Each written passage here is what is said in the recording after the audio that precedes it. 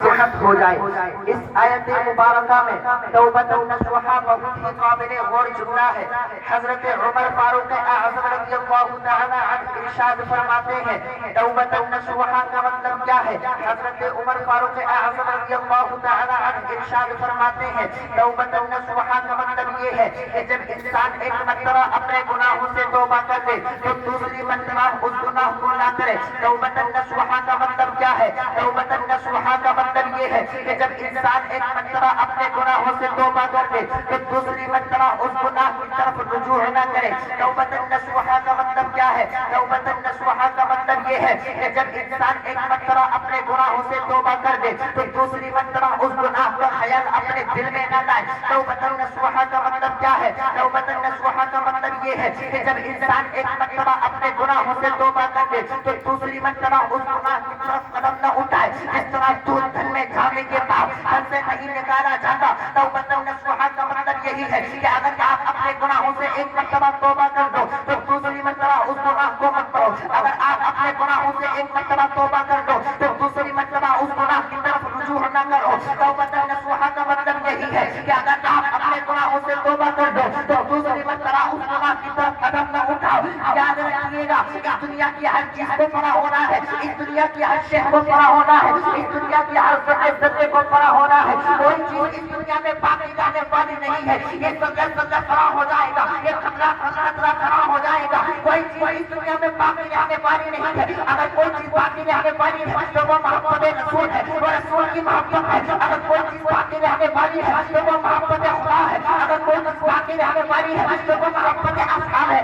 یاد رکھیے گا اس دنیا کی ہر شے کو پڑا ہونا ہے۔ یاد رکھیے گا ہم کو قیامت کے دن ضرور یاد رکھیے گا قیامت کے دن ضرور آنا ہے۔ ہم کو میدان محشر میں جمع بھی ہونا ہے، حساب و کتاب کے لیے بھی جمع ہونا ہے۔ اے وہی قیامت کا دن جہاں نفسی نفسی کا عالم ہوگا، سورج تک کے قریب ہوگا، سب کو شبیہ کی تلاش ہوگی۔ آئیے میں آپ کو اسی قیامت کے دور میں لے کے چلتا ہوں۔ حضرت انس فرماتے ہیں پیارے مصطفیٰ نے فرمایا جب قیامت کا دن ہوگا نفسی نفسی کا عالم ہوگا، سب کو شفیع کی تلاش ہوگی، باہمی مشورہ ہوگا کس کے پاس چلنا چاہیے، یہ رائے پاس کر لی جائے گی۔ چلو ہم سب کے باپ حضرت آدم علیہ السلام ہے، چلو انہیں کی بارگاہ میں چلتے ہیں۔ اب آقا دادا ماما مجا شمس الضحیٰ بدر الدجیٰ صدر الہدیٰ نور الہدیٰ خیر الرسل خیر البشر خیر الورا فرماتے ہیں ہم سارے لوگ روتے کانپتے چلاتے ہانپتے پسینے میں تربتر ہو کر کے حضرت آدم کی بارگاہ میں آ جائیں گے اور آنے کے بعد عرض کریں گے اے آدم علیہ السلام، اے آدم علیہ السلام، آپ کو نبی ہے،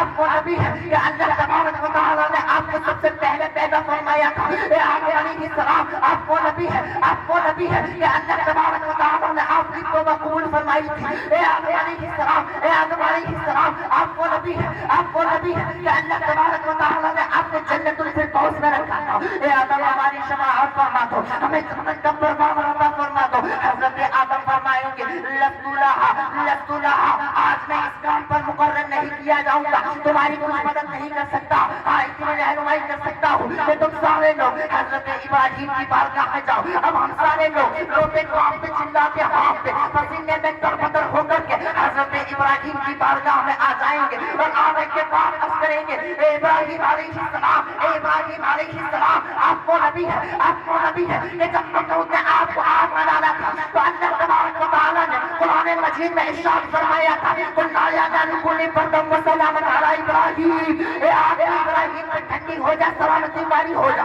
تو آگ ٹھنڈی ہو گئی تو سلامتی والی بن گئی تھی۔ اے ابراہیم میدان مینا میں آپ کی چھری حلقہ اسماعیل پہ چلی تھی، حلقہ قضا میں ہی آپ کی قربانی قبول کر لی گئی تھی۔ اے ابراہیم ہماری شفاعت فرما دو، ہمیں جنت کا پروانہ عطا فرما دو۔ حضرت ابراہیم فرمائیں گے لست لہا، آج میں اس کام پر مقرر نہیں کیا جاؤں گا، تمہاری کچھ مدد نہیں کر سکتا، ہاں اتنی رہنمائی کر سکتا ہوں۔ ولیکن علیکم بموسیٰ فإنہ کلیم اللہ، کہ تم سارے لوگ حضرت موسیٰ کی بارگاہ میں جاؤ، انہیں کلیم اللہ کہا جاتا ہے۔ اب ہم سارے لوگ روتے کانپتے چلاتے ہانپتے پسینے میں تربتر ہو کر کے حضرت موسیٰ کی بارگاہ میں آ گئے اور رو رو کر کہنے لگے اے موسیٰ جاننا کی آگ سے بچائیے. دیکھیے نا جہنم کی آگ ہمارا پیچھا کر رہی ہے. دیکھیے نا ہم میں سے کچھ لوگوں کے جسم جل جل جل کوئلے کی طرح کالے ہو گئے ہیں. باپ نے جواب دے دیا, ماں نے جواب دے دیا, رشتے داروں نے جواب دے دیا, بھائیوں نے جواب دے دیا, بہنوں نے جواب دے دیا. کوئی ہمارا پرسان حال نہیں. ہم شباب کی امیدوار آپ کی بارگاہ میں ہیں. اپنی بارگاہ سے معلوم نہ کیجیے گا. ہماری شباب فرما کر ہمیں جنت کا پروانہ عطا فرماؤ.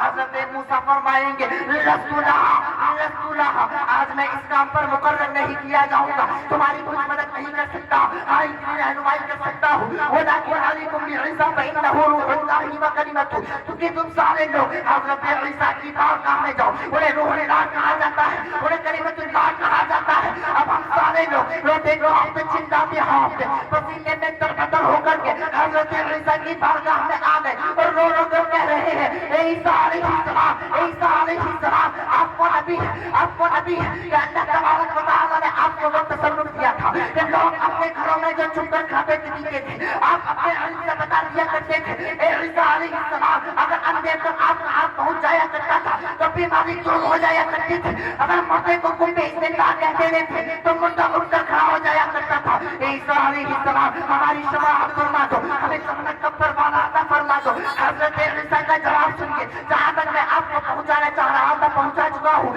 حضرت عیسیٰ فرمائیں گے اے لوگوں, آج شفاعت کا تاج مختار کائنات محمد عربی کے سر پر برآمد جائے گا. شمس الضحیٰ کی بارگاہ میں جاؤ, بدر الدجیٰ کی بارگاہ میں جاؤ, نور الہدیٰ کی بارگاہ میں جاؤ, خیر الرسل کی بارگاہ میں جاؤ, خیر البشر کی بارگاہ میں جاؤ, خیر البراء کی بارگاہ میں جاؤ. نبی پاک کا نام پاک سننے کے بعد قسم خدا کی جو سچے سچے بریلوی بھی ہوں گے وہ میدان محشر میں مچل جائیں گے اور آقا کی بارگاہ میں نام پڑیں گے. نبی آتی نظیر کا اس لیے تو نشید پہنا جانا لیکن آج تمہارے جو بڑے سر کو تجھ کو ہے شہید تو سنا جانا. نبی کی منگوری صورت پر نظر پڑی اور دیوانے کہنے لگے وہ آسر من جنم درنگت دعائنی وہ آجمل من جنم درگی نساؤ.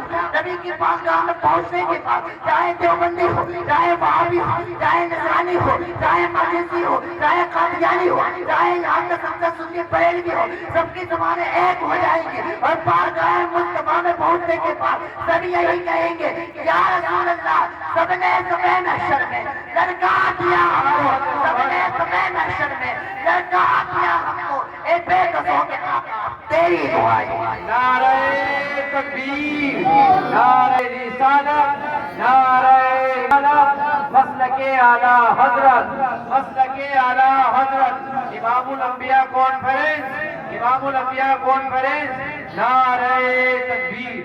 نبی کا کرم دیکھیے, شان عطا دیکھیے, محبت کی نگاہ میں فرمائیں گے انا لہا, انا لہا, آؤ میرے دامن کرم میں آؤ, میں اسی کام کی. شاعر فرماتا ہے دوزخ میں میں تو کیا میرا سایہ نہ جائے گا کیونکہ رسول پاک سے دیکھا نہ جائے گا, اور جنت میں وہ رسول ہمارا نہ جائے گا جب تک کہ ہر ایک امتی بخشا نہ جائے گا.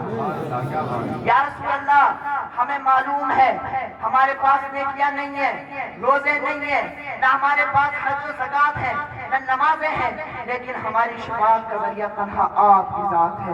جب سب دروازے ہمارے لیے بند ہو جائیں گے, تمام حضرت آدم سے لے کر حضرت عیسیٰ تک سب کہہ دیں گے اذهبوا الی غیری, تب میرے نبی محبت کی نگاہ میں فرمائیں گے انا لہا, انا لہا.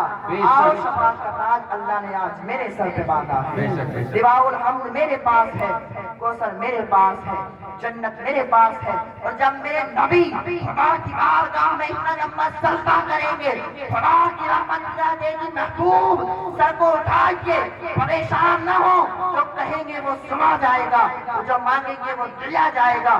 جس کی طرف میرے نبی اشارہ کر دیں گے اس کو جنت کی بشارتیں ملتی ہوئی نظر آئیں گی. اللہ تبارک و تعالیٰ کی بارگاہ میں دعا ہے کہ یا رب جو میں نے کہا اور آپ نے سنا, میرے کہنے میں اور آپ کے سننے میں جو بھی لفظ سے اغلاط واقع ہو گئے ہوئے ہوں اللہ تبارک و تعالیٰ اس حضور کے صدقے میں معاف فرمائے. آخری پیام لو، علی کی ذوالفقار لو، عمر کا اقتدار لو، حسن کا اعتبار لو، حسین کا شعار لو، وقار لو، قرار لو، مجاہد قطار لو، مثال شاندار لو، قدیم یادگار لو، ابھی تو نوجوان ہو، ابھی تو نوجوان ہو، حتیم کعبہ تھام لو، فضیلت تمام لو، سلام لو، کلام لو، بلاوری کی جان لو، رضا کا ہاتھ تھام لو، ابھی تو نوجوان ہو، ابھی تو نوجوان ہو، زندگی نے دیا ساتھ تو پھر ہوگی ملاقات. ہما علینا البلاغ. السلام علیکم ورحمۃ اللہ. وعلیکم السلام.